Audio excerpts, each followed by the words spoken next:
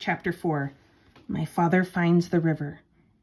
The jungle began just beyond a narrow strip of beach. Thick, dark, damp, scary jungle. My father hardly knew where to go, so he crawled under a wahoo bush to think and ate tangerines.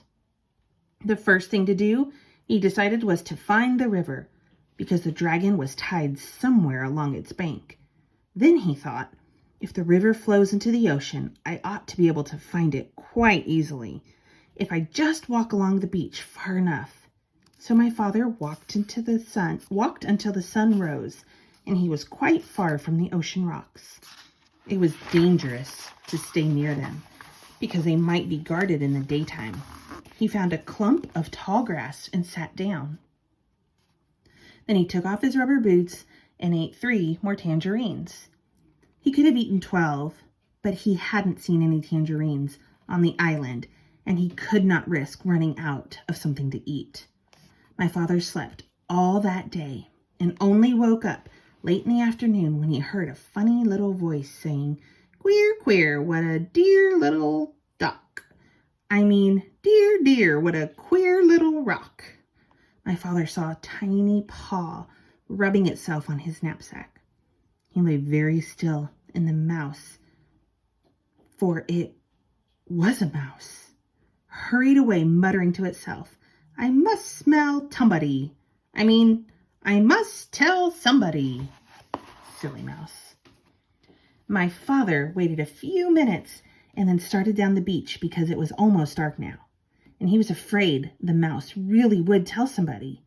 He walked all night, and 2 scary things happened. First, he just had to sneeze, so he did, and somebody close by said, "Is that you, monkey?"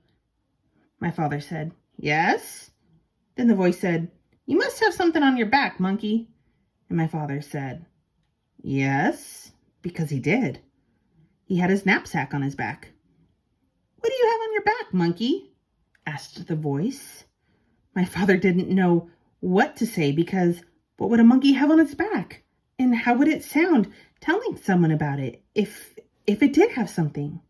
Just then another voice said, "I bet you're taking your sick grandmother to the doctor's." My father said, "Yes," and hurried on. Quite by accident, he found out later that he had been talking to a pair of tortoises.